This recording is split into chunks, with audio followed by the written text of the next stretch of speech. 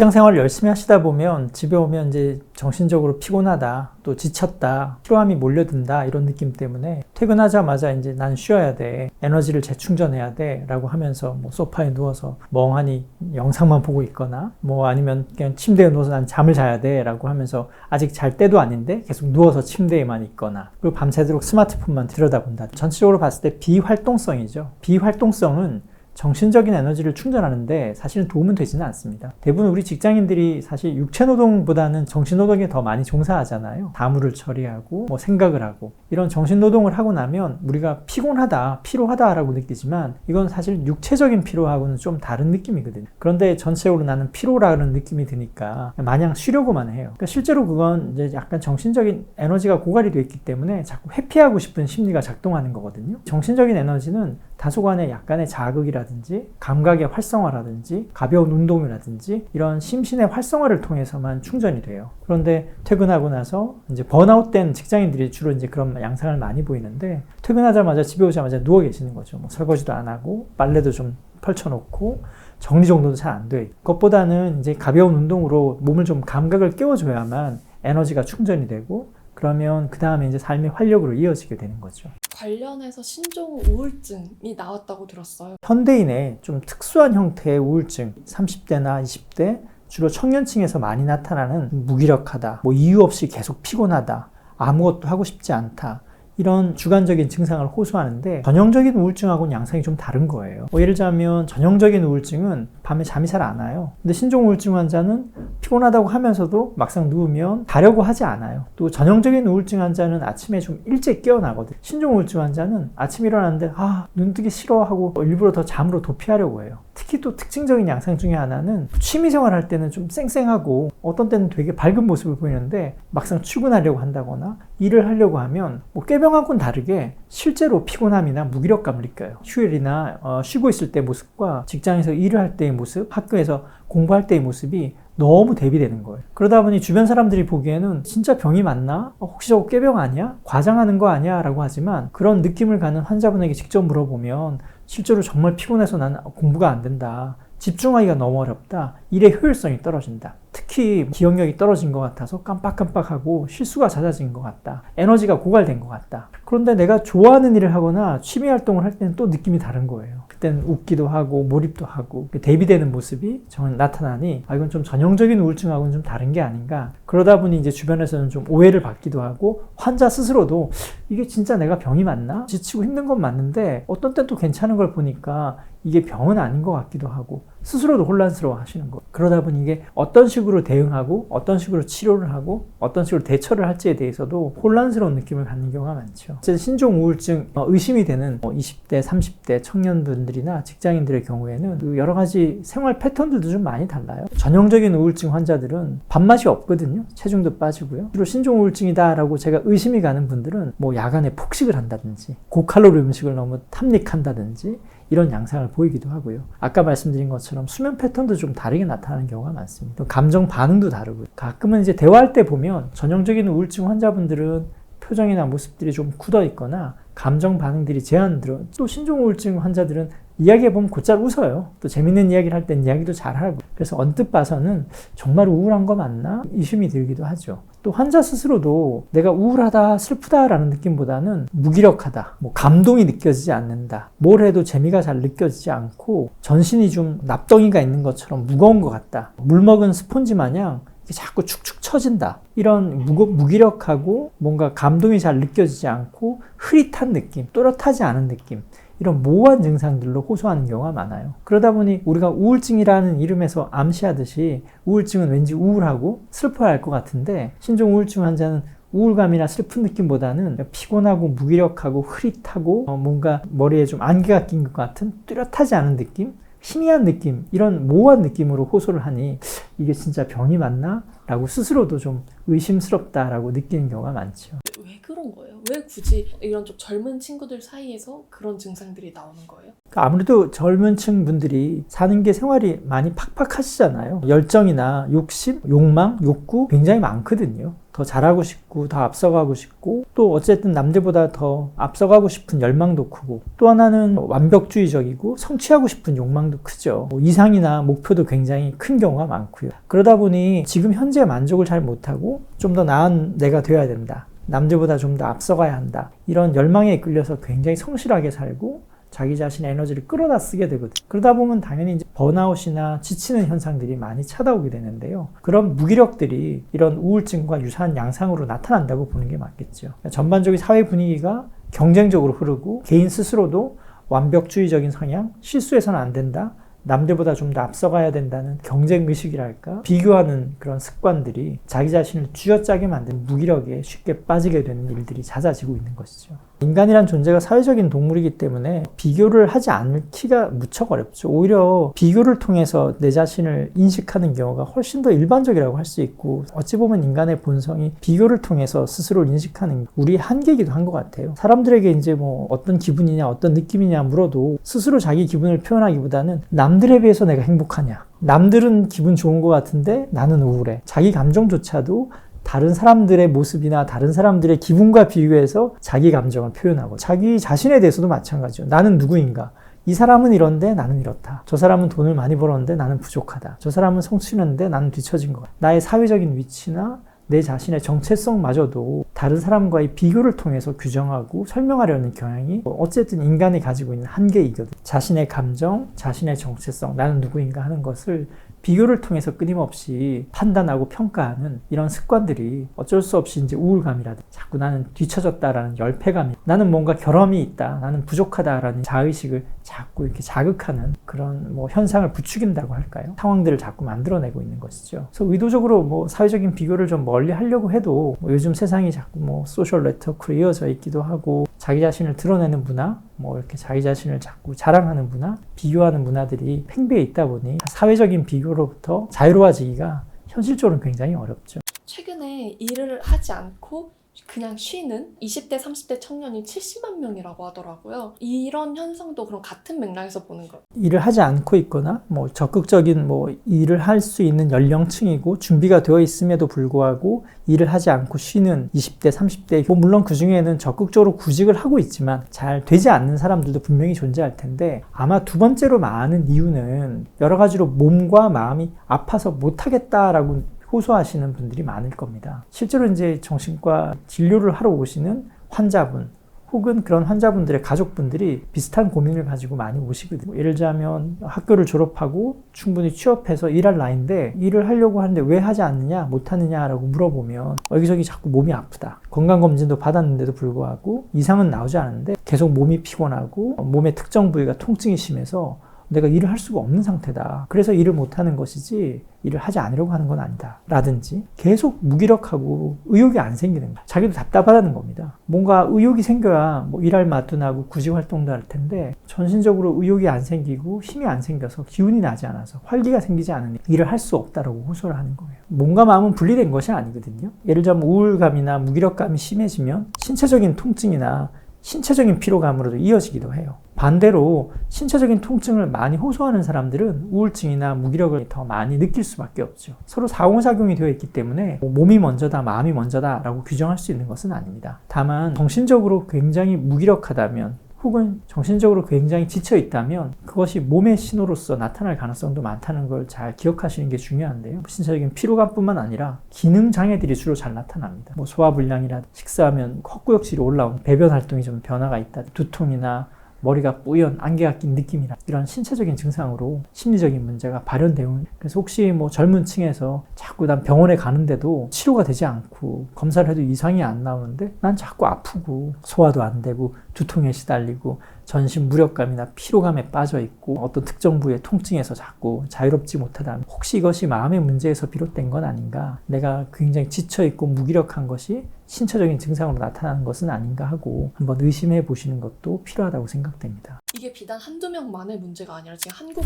전역에 다 퍼져 있는 문제인 것 같아서. 이런 어려움을 호소하시는 20대, 30대 청년층이 굉장히 늘어난 것 같습니다. 개업을 하고 한 6년, 7년 정도 되어 가는데요. 확실히 코로나 시기부터 해서 한 최근 4, 5년 사이에 여러 가지 무기력하다, 이유 없는 신체적인 통증이나 피로감을 호소하면서 구직 활동에 적극적으로 나가지 않고 할 수 없다고 호소하고 또 사회적으로 고립되거나 사회적으로 위축되어 있고 대인관계도 제한되고 적극적인 사회 참여도 하지 않는 그렇게 좀 사회적으로 고립되어서 자기만의 고통을 안고 살아가는 청년층이 굉장히 늘어난 것 같아요. 또 그걸 지켜보는 가족들의 고통들도 굉장히 늘어난 것 같고요. 그런 환자분들이 확실히 병원에 오는 비율이 현저하게 는 것이 사실입니다.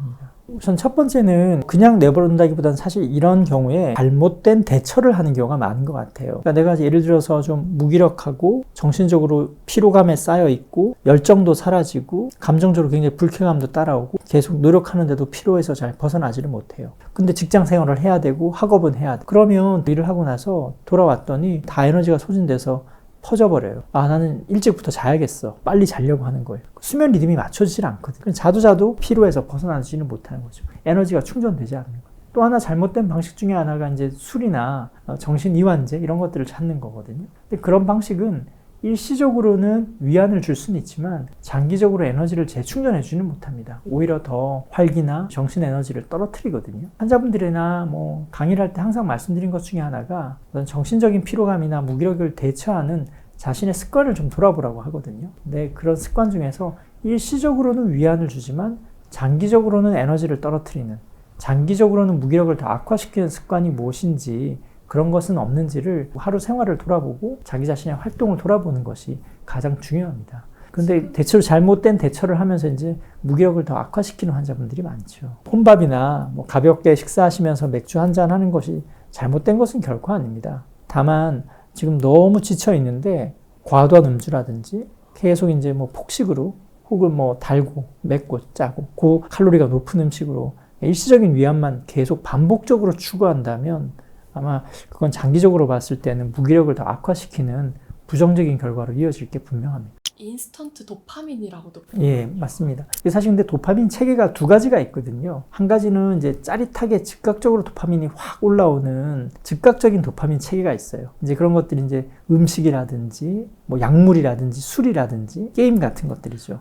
그런 것들이 이제 대부분 이제 손쉽게 구할 수 있고 즉각적인 만족감, 즉각적인 쾌감을 얻을 수 있기 때문에 일상에서는 손쉽게 얻을 수 있는 도파민 활성제죠. 즉각적인 도파민 활성제의 부작용이 대부분 장기적인 관점에서는 에너지를 떨어뜨린다는 거예요. 또 하나는 내성이 잘 일어나거든요. 계속 더 자극적인 것들이 있어야만 도파민이 활성화되기 때문에 이런 즉각적인 도파민 체계를 활성화시키는 방식들은 장기적으로 봤을 때는 계속 그걸 갈망하게 만들어서 내성도 생기게 하고 거기에만 매달리게 되는 부작용이 발생하고 장기적으로는 에너지 자원을 고갈시키게 만들어요. 제가 흔히 드리는 비유 중에 하나가 너무 가스보일러 많이 틀지 마라. 온돌방처럼 천천히 올라갔다가 그 다음 꺼도 꾸준하게 지속되는 온돌방 같은 느낌이 필요하다고 항상 말씀드리거든요. 가스보일러는 금방 켰다 끌 수는 있지만 사실 기름값 많이 들잖아요. 온돌방처럼 천천히 달궈지지만 사실은 조금 식어도 온돌방 자체는 뜨뜻한 느낌이 지속되는 그런 길게 작용하는 도파민 체계를 활성화시키는 게 사실 장기적으로는 개인의 정신건강, 신체건강, 삶의 만족도를 높이는 데는 훨씬 중요하거든요. 그래서 당장은 조금 힘이 들더라도 장기적으로 봤을 때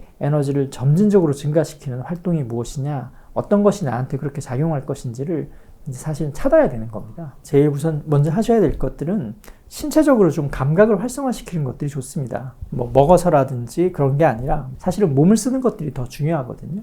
기본적으로 우선 신체적인 활동량을 유지하시는 것이 우선 가장 중요합니다. 정신적인 피로는 몸을 써서 풀어나가야 되고 몸으로 에너지를 재충전해야 되거든요. 그래서 우선 운동 습관을 잘 들이는 것이 가장 중요합니다. 퇴근하고 뭐 바로 집으로 간다거나 이런 방식이 아니라 퇴근하고 집에 들어가면 번아웃된 환자들은 대부분 잘 안 움직이거든요. 그래서 집에 들어가기 전에 다른 곳에서 몸을 쓰고 운동하고 뭐 산책이라도 하고 바람이라도 쐬고 아니면 가능하다면 뭐 한 20-30분 정도 피트니스 센터 같은 데서 적극적으로 운동하고 집으로 가면 바로 아마 누워있지 않을 거예요. 밀린 설거지도 하고 아마 빨래도 개고 그렇게 할 거예요. 왜냐하면 일시적으로 또 에너지가 재충전되기 때문에 저녁 시간을 건강하게 활용할 수 있거든요. 그래서 에너지 재충전에는 기본적으로 신체적인 활성도를 활성화시키는 방법들을 추구하는 것이 좋고요. 두 번째는 여러 가지 감각들을 활성화시키는 것이 좋습니다. 사실 저희가 이제 심리라는 게 꼭 뇌에서 생각에서만 작용할 것 같은데 그렇지 않거든요. 몸의 작용들이 정신과 밀접하게 관련이 있어서 뭐 저희 용어로는 이제 체화된 인지 이렇게 표현하는데, 기분이라는 것은 생각으로만 결정되는 것이 아니라 몸 전체에서 느껴지는 것들이 모여서 형성이 되거든요. 내가 아침에 일어났는데 몸이 굉장히 활기차요. 그럼 우리가 이제 대부분 기분이 좋다라고 느끼거든요. 근데 아침에 일어났는데 몸이 찌뿌둥해요. 그럼 그걸 우리는 좀 불쾌하다, 혹은 우울하다, 슬프다 이렇게 인식할 수도 있는 거거든요. 그래서 내가 어떤 기분 상태이냐는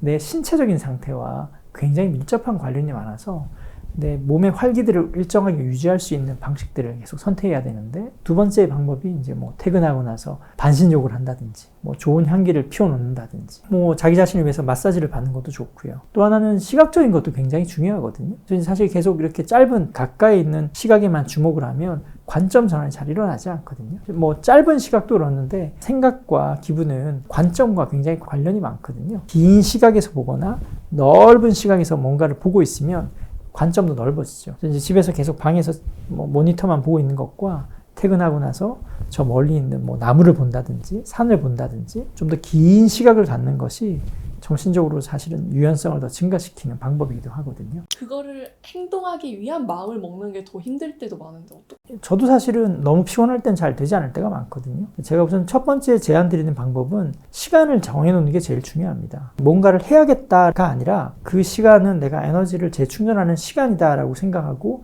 그 시간을 잘 지키는 게 중요합니다. 예를 들자면 뭐 에너지를 충전하기 위해서 내가 30분을 조깅할 거야 이렇게 생각하는 게 아니고요. 조깅하는 그 시간을 포함해서 1시간 정도를 비워두는 거예요. 어떤 날은 몸이 너무 피곤해서 조깅을 할 수가 없어요. 그러면 그 시간 동안 가볍게 그냥 걸으면 돼요. 그 시간을 잘 채우면 되는 겁니다. 도저히 내가 걷는 힘도 없는 것 같아.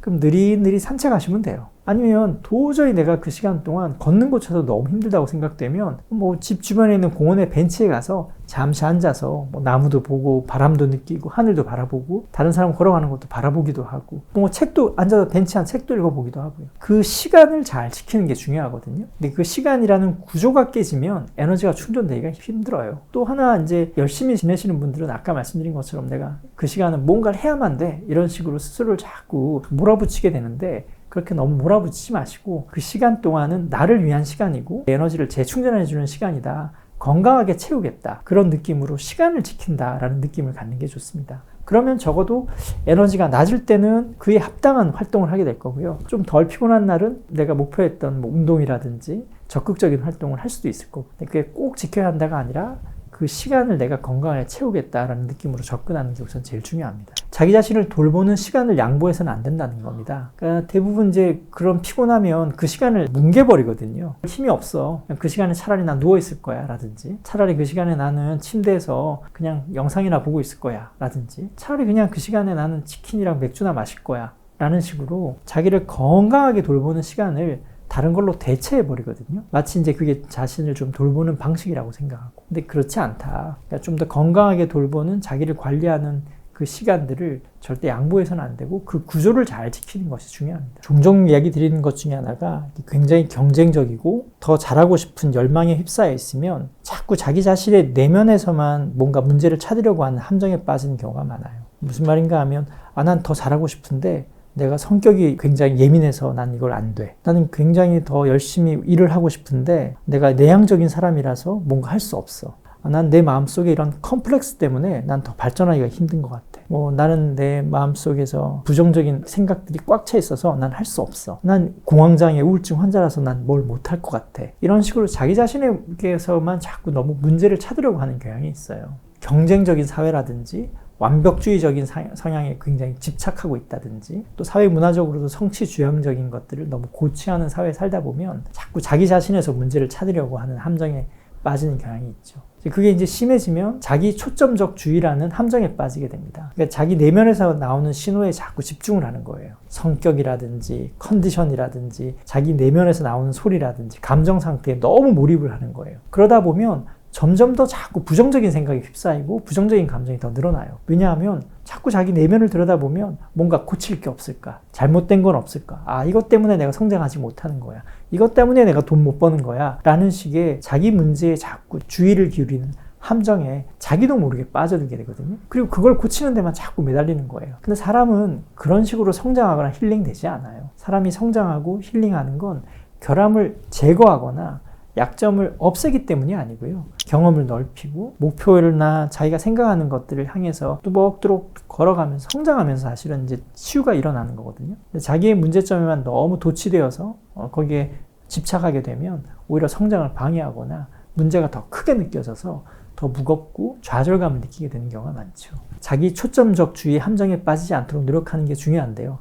뭐 쉽게 말하면 너무 자의식에 빠져 있거나 난 이게 문제야. 아, 저 다른 사람과 비교했을 때 난 이게 안 되는 것 같아. 난 열등감이 있어. 성장 배경이 이래. 난 학벌이 이런 것 같아. 내 성격에 뭐가 문제가 있어. 이런 식으로 자기 안에서 너무 탓을 하거나 문제를 찾으려고 하는 그런 경향에서는 조금 벗어나려고 노력하시는 것이 중요하겠죠. 선생님 혹시 30대 이걸 아셨어요?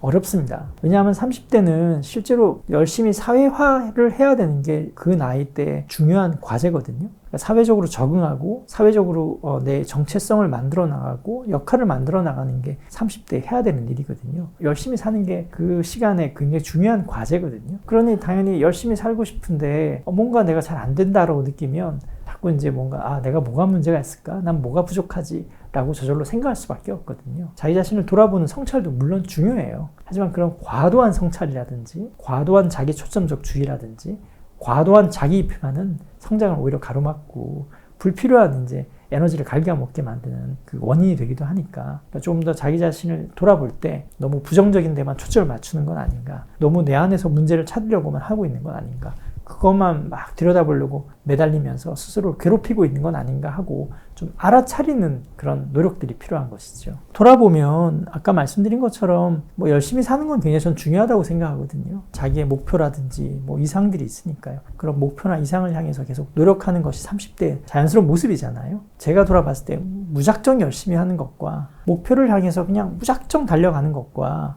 내가 이러면 좀 지치지 않을까, 너무 과한 건 아닌가, 목표를 향해서 달려가는데 잘못된 방식으로 가고 있는 건 아닌가, 심리적으로 자기 자신을 잘 활용하고 있는가. 사실 자기 마음이지만 자동으로 굴러가는 건 아니거든요. 자기 마음이라든지 정신적인 것들은 작동 방식이 다 달라요. 각자만의 매뉴얼이 다 다르거든요. 그런 매뉴얼을 사실을 좀 읽어보기도 하고 한 번씩 자기 자신을 돌아보면서 검토도 해야 되거든요. 근데 그런 거 없이 무작정 달려왔거나 뭐 잘못된 데서 자꾸 원인을 찾는다든지 자기 탓만 하고 있다든지 아니면 그런 거 전혀 없이 난 무조건 열심히 해 라는 생각으로 쥐어짜기만 하는 건 아니에요. 이제 그런 식으로 좀 조율하는 것들이 필요하다는 것이죠. 인생은 약간 스트레스를 받으면서 목표를 향해서 달려가는 연날리기랑 되게 비슷하다 이런 얘기를 하거든요. 사실 연날리기 할 때 연줄을 얼마나 당겨야 되는지 정답은 없잖아요. 그리고 한번 딱 그 장력을 정해놓는다고 끝이 나는 건 아니잖아요. 왜냐하면 바람이 계속 바뀌고 바람이라는 스트레스는 불었다가 안 불었다가 세게 불 때도 있고 뭐 약하게 불 때도 있죠. 근데 바람이 없을 수는 없거든요. 또 바람이라는 스트레스가 또 내 이상을 키워주기도 하거든요.